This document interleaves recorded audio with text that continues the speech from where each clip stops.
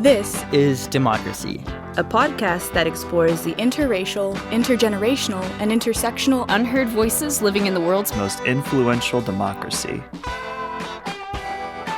Welcome to our new episode of This is Democracy. This week, we have the wonderful privilege of bringing back onto our podcast one of our most popular guests, my colleague and friend, Michele Deitch.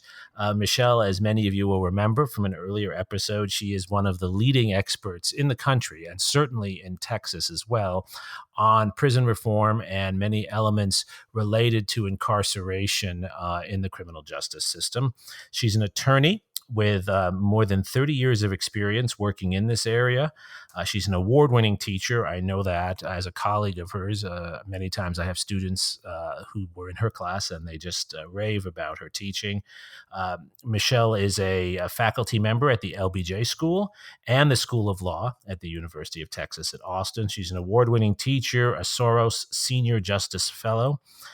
And her specialties include independent oversight of correctional institutions, prison conditions, the management of youth in custody, and juveniles in the adult criminal justice system. She co-chairs the American Bar Association Subcommittee on Correctional Oversight and has been involved in drafting many of the important professional standards and policies and studies regarding these issues. Michele, thank you for joining us today. Well, thank you so much for having me back, Jeremy. It's a pleasure. Well, it's really great to have you on today. We're going to discuss prison reform, criminal justice issues related to incarceration, with particular attention to the influence that COVID and the Black Lives Matter movement are having on the ways that Michele and others who work on these issues think about them and pursue reform today in what really is a new world from 2019. Before we get to that discussion, of course, we have Zachary's scene-setting poem. Zachary, what's the title of your poem today? The Difference Between the One and the Other. Well, let's hear it. I look out when it rains through windows with horizontal bars, staring through Venetian blinds at a world stopped by sickness. Somehow, a man not so much older than darker and poorer looks out through windows with vertical bars at rain that falls in a world of sickness. I look back, pick up a cup of tea, sit in a rocking chair and smile at the ceiling fan, face mask on a stroll around the block, and take out from the restaurant. Somewhere, a man not so much older than forgotten and forgetting turns back to a room of wheezing faces and beds 2 feet apart and sits on a shared toilet thinking of his bare face. I look up at night in a bed like an island in the dark with windows and air vents and people who seem like miles away. And maybe I'm afraid of the dark, but I'm not sleeping restlessly because of disease. Sometime I have gone without gourmet coffee. Sometime I have gone without my favorite bookstore. Sometime I have been forced to FaceTime instead of handshakes. Sometime the man has gone without his family. Sometime the man has gone without hope. Sometime the man has gone without being counted. But he is still forced into the field so he can think of his friends dying unseen and solitary, so he can be punished for not wanting to die. And still you ask, what is the difference between the one and the other? What is your poem about, Zachary? My poem is really about the immense difference and inequality between those of us experiencing a pandemic at home and lucky enough to be able to survive a pandemic like this in comfort, and those who are in prisons and incarcerated, who in many cases are forced to ignore health regulations and continue to work or continue to stay in crowded cells. Michele, is that accurate? Is our prison system poorly adjusted to the conditions we're in? Well, first, let me just say that I'm blown away once again by your poem, Zachary. You've got such a grasp of the issues that are front and center here. And I love the parallels, but also the othering that's inherent in that poem. I mean, you're seeing the commonalities between us and people who are incarcerated, but you're also seeing the inequities there and the ways in which our situations are so different. So thank you for that. Thank you. In answer to your question, Jeremy, yes. I mean, I think that Zachary put his finger on so much of, people inside are suffering under these conditions right now. I mean, being incarcerated has always been an extraordinary challenge, but under these conditions, it's unimaginable how much pain and anxiety and stress they must be feeling. And we read about figures like Michael Cohen and Roger Stone and others who have been released. Does that happen for ordinary prisoners? Do they get released for health reasons, or how does that work? Well, first of all, that's the federal system that we're talking about. And of course, most people in this country are incarcerated at the state level and at the local level. So yes, there are plenty of examples of people who are being released, but it is not nearly as widespread as it should be. And the examples of these high profile folks who are getting out is really warping the public's perception of both what needs to happen and gives the impression that a lot more people are getting out than they are. There's a lot of inequities. The people with the resources to hire lawyers to take advantage of some of these policies that are quite appropriately in place, they're getting results. And are we still locking people up, particularly those from minority backgrounds, at very high rates, or has that changed? Our prison system is a reflection of the vast disparities in who in this country gets caught up in the criminal justice system, who gets arrested, who gets charged with certain types of offenses, who gets attorneys, who gets convicted, and what kind of sentence they get. So as a result of a cascading series of disparities throughout the criminal justice system, we see similar kinds of disparities playing out in terms of the population of our prisons and jails. We've seen recently too a lot of politicians and leaders across the country, particularly in smaller states with large incarcerated populations, trying to count incarcerated populations as separate from the non-incarcerated populations when it comes to COVID-19 data. How can we address the gap between prison populations and non-incarcerated populations when it comes to the virus? That's a great question. You're absolutely right. There have been a number of instances where, for example, in some county that's supposed to be reporting the number of people who have COVID, who've tested positive for COVID, they exclude people who are in a prison located in that community, which is a crazy thing to do for a million different reasons. But it's really a reflection of the fact that we treat people who are incarcerated as though they're not part of our communities. And in fact, they are. And I think that the whole COVID crisis has really driven that point home.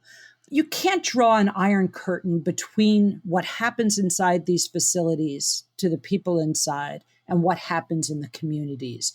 Those are very porous curtains. People go in and out of jails. There's a very high rate of churn. As they come in and they're released hours later, days later. In our prisons, you've got not only people who are being released because they finished their sentences or people who are coming in to begin a sentence, but you also have staff who are going in and out of these facilities on a daily basis.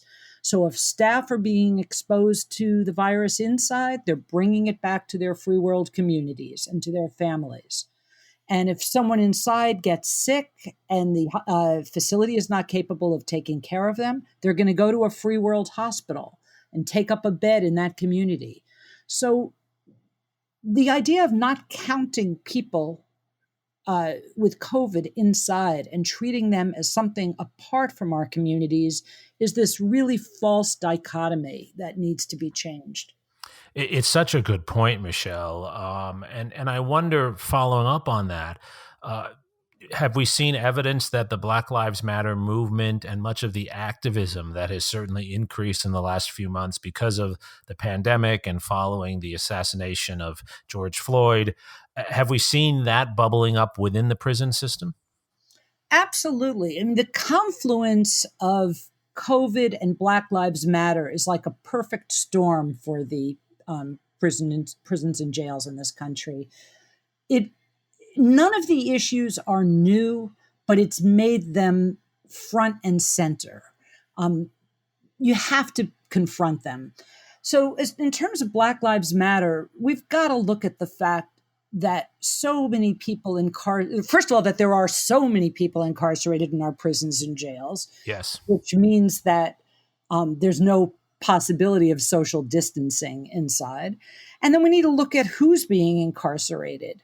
And most people who are inside are people who are particularly medically vulnerable. They're at high risk.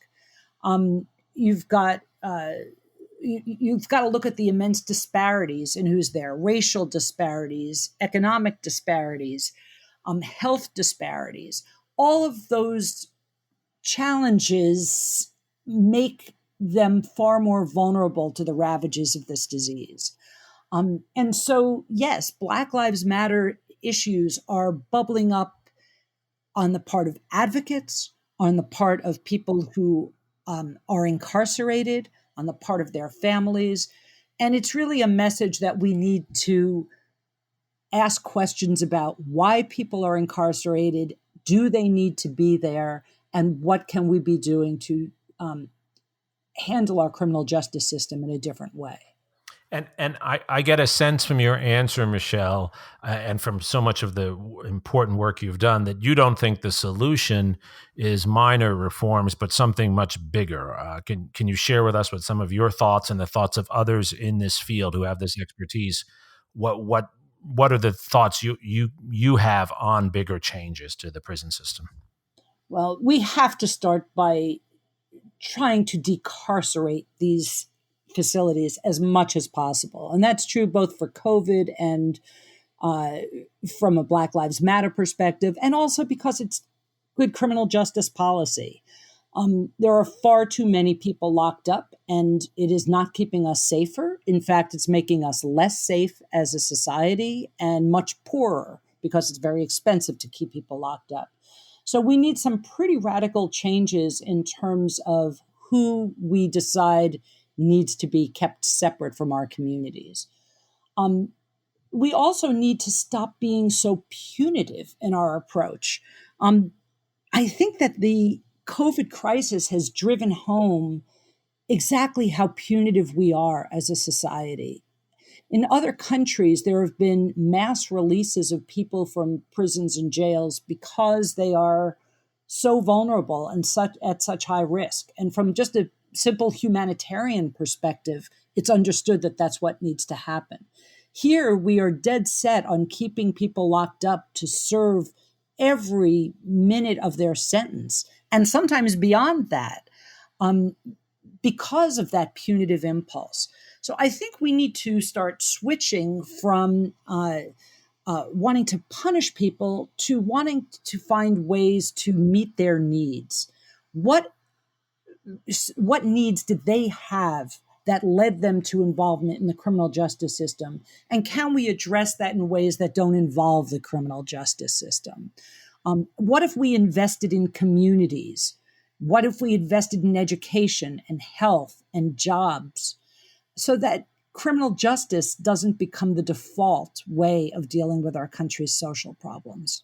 It sounds, Michele, like this is connected to the movement also to reallocate funding from police departments to other parts of local communities and state communities. Is this connected to that? It's absolutely connected to that. These issues are absolutely related to the police reform movement.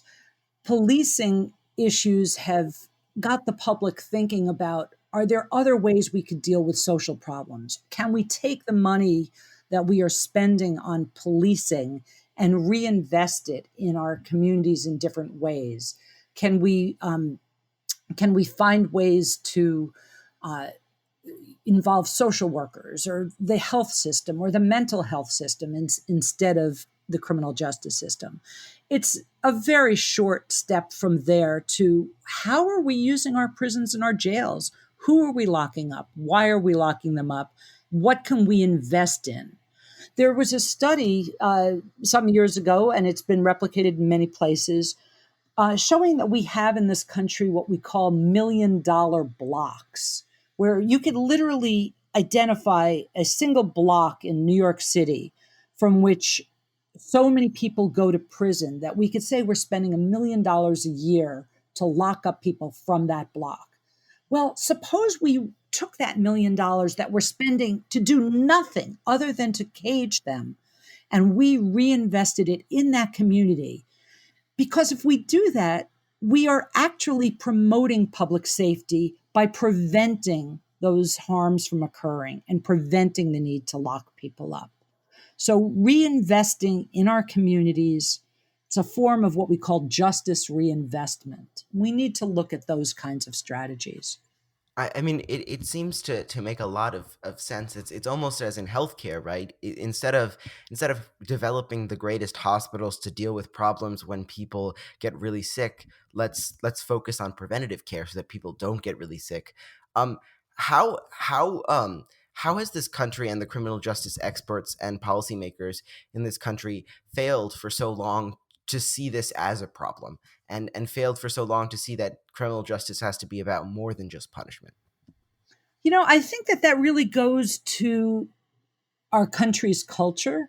I think we are an extraordinarily a country that thrives on the notion of individual responsibility and holding people responsible. We give people a tremendous amount of individual freedom, but we also want to punish them when they do something wrong.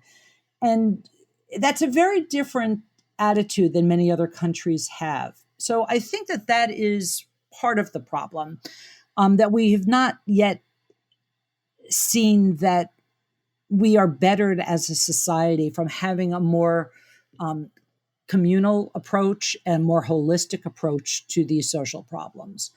So that's part of it. I think that many policymakers for so long saw these investments as very expensive.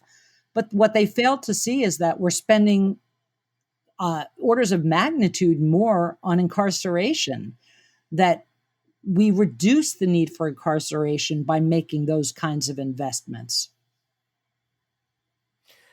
Michele, do you see racism is at the core of this? I mean, many are now arguing, and many did before, but particularly in the last few months, many have come to argue that the entire criminal justice system, particularly policing and incarceration, that these look more and more like vestiges of slavery and convict labor, legitimized in ways to look different, but actually really carrying the same route forward. And that's one of the explanations for why particularly young African-American men tend to be in the worst situations in our prison system. And white men who commit fraud and banking crimes and even electoral crimes, they don't get the same kind of punishment, even though one could argue those crimes are more harmful to society. Is race really central to the explanation, and how do you see it as part of the larger story? It's absolutely central to the system. You cannot look at our prison system today and not see in it the vestiges of our country's history with slavery. Many of the Texas prisons are literally located on the land from plantations from slave times. You've got people, from those slavery periods up through the convict leasing periods, when people in custody were literally rented out to farmers with lands that needed tilling, where it was a system of slavery by another name, to the current day system where people in custody are still working those same lands and even growing cotton. You've got prison facilities that are literally named for slave owners and for the owners of those plantations, for people who were high up in government or prison officials who were brutal in their treatment of people in custody. There's no way you can look at that system we have today and not say it is connected. We have not, as a country, as a state, as a society, ever grappled with the connections between our history and where our criminal justice system is today. And we've got to do that. And I know this is something you do pioneering work on, and it's one of the areas as a historian that I have such high regard for your work. What does it look like when maybe in this moment we can begin to talk about these connections? What does that look like in the changing nature of the policy debate? What do you see changing? Well, I think it begins with an acknowledgement of history and saying or understanding how it brought us to this place.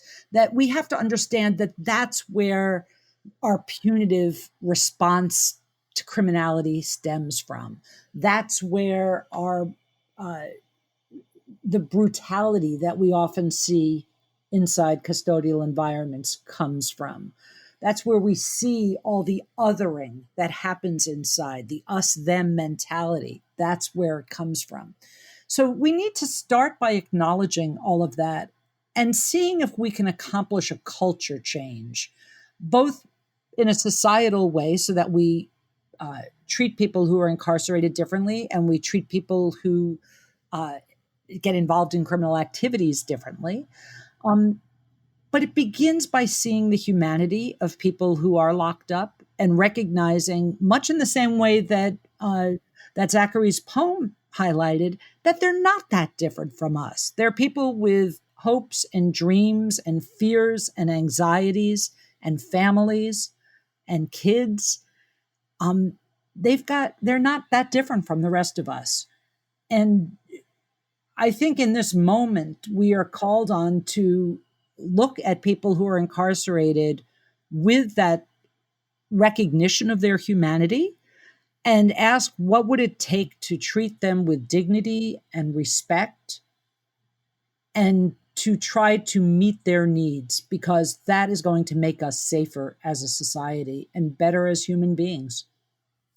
It seems from what you've said so eloquently that at the root of this is really having a deeper discussion about crime and what crime is and what it isn't, and why we call certain activity criminal and other activity not criminal. It seems to me that's at the root of this, but that's a very difficult conversation to have, right?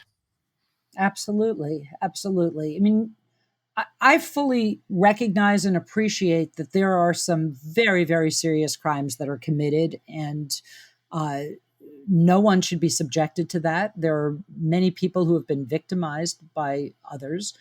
The question is, can we respond to those crimes in a way that we still respects the dignity and humanity of the people who committed them and meets the needs of people who have been victimized for a sense of justice? And what would it take to accomplish those things? Yeah, I was just thinking as you were describing this so well of some of these horrible campaign ads we're already seeing from the president of the United States. You know, where there's an older lady in her house, and there's some, I don't know if you've seen this, Michelle, and someone, you know, coming to the door to try to break in, dark silhouette, and, you know, she's calling for the police. And, you know, that's sort of the fear that Americans have, and the ways in which this is nothing new to this president, the ways in which politicians often play to the fears of citizens. It seems in some way like we have to educate ourselves out of that without in any way denying that there are serious crimes, but recognizing that the fear might be disproportionate and misplaced from what the real set of crimes are. That's absolutely right. I mean, I think that throughout the last several decades, we have politicized the crime issue, and the way that we talk about it through political ads, through the media, has totally distorted the public's sense of how big a risk there is to our communities. In fact, violent crime is a very, very, very small portion of cases that get investigated by the police. The police, in fact, are very rarely investigating crime at all or stopping crime at all. They're mostly involved in other kinds of activities. So these cases that generate the public outrage and fear are a tiny fraction of the crimes that people are going to prison for. We've got a very distorted sense of who's in prison. And one of the other things I've learned through our podcast and through other discussions is that actually one of the worst crimes, which would be sexual assault, seems to be one of those that's least prosecuted in places like Austin and other cities, which seems to me almost backwards from the way one would expect this. Yeah, that is absolutely true. I mean, in those cases are hard to prosecute and to investigate. They raise a lot of different challenges, but it's certainly one that many people are quite rightly concerned about. Yeah, I think that what makes this moment too so powerful is we're finally recognizing that crime and that crime, but also the mishandling of law enforcement are symptoms of a larger problem. They're not the problem themselves. And I think that's what really allows this moment to have such a broad scope when it comes to reanalyzing our history, is that it's not just about one problem or just about police brutality. It's about examining what our country's history means and how it affects us today. That's absolutely right. And these are structural issues. And, these are not one-off bad apple situations. We need to be asking, when we see that there's a horrific case of police brutality or some incident that occurs in prison that involves brutality, or a suicide in a jail, any of these issues, we need to be asking not just why did this incident happen and what went wrong here, but what are the larger issues that might have contributed to these kinds of situations? Is there anything we could do what lessons can we learn? Is there anything we can do to prevent them in the future? And those are the larger questions that I don't see us asking sufficiently. So, Michele, as you know, we like to always close our podcast with a call to action, with positive pathways that listeners, particularly our younger listeners, can pursue with the knowledge that you've provided them with the historical background. So what are the things, and you do this with students in your classes through class projects, what are the things that young people can do to make a difference if they care about these issues, as I believe many young people do? What can they do to make a difference today? Sure. And I do believe that the young people care about this issue tremendously. My classes really have made that so clear to me. First of all, educate yourself about these issues. This is something, there's a lot of great literature that has been published in recent years.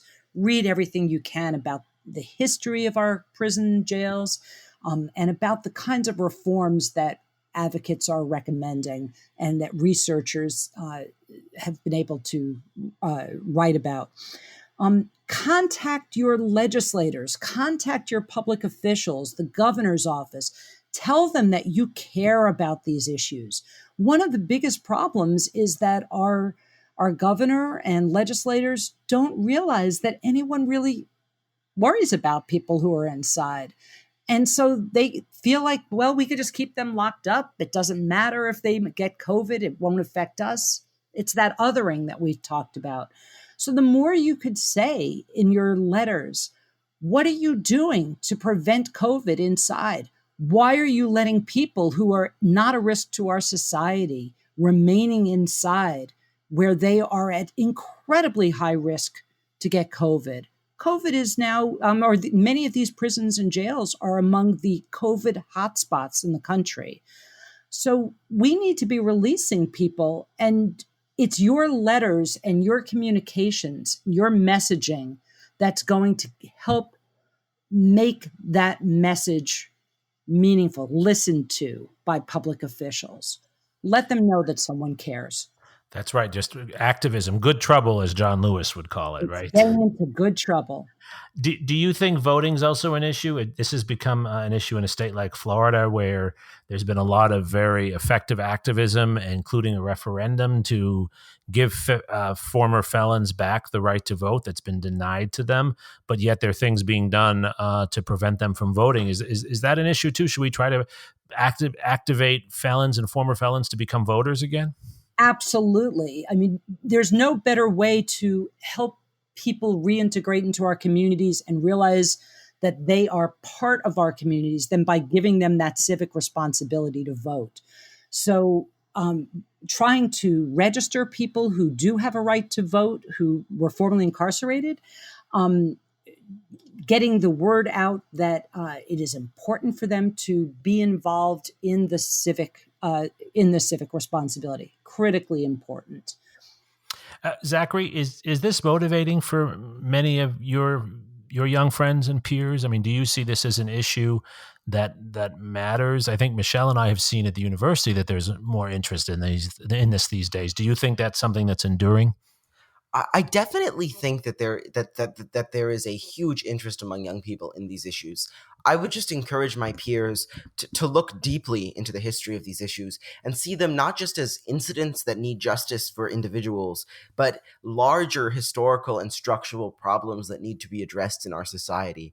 And I think that's where scholarship from people like you is really important, because it helps us to visualize how this isn't just a one-off problem. This is something that needs to be addressed because it's going to keep happening until it is. I agree, Zachary. I think that Michele's work illustrates really how this is one of the issues where scholarship and policy really can work hand in hand. The work that you've described, Michele, highlights this problem, and it points to actually what seem like some common sense solutions. I mean, that's every time I listen to you, Michele, I think it's strange we haven't done these things, isn't it? Well, I like to think that it's common sense as well. Unfortunately, that's something that's in short supply.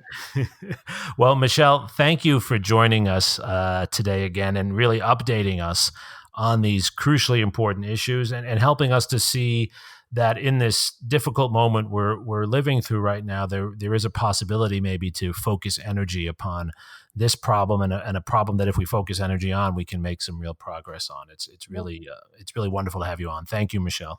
Thank you again, and thank you to all your listeners and to Zachary for his wonderful poem and very insightful commentary. Absolutely. Thank you to everyone who joins us each week for This Is Democracy.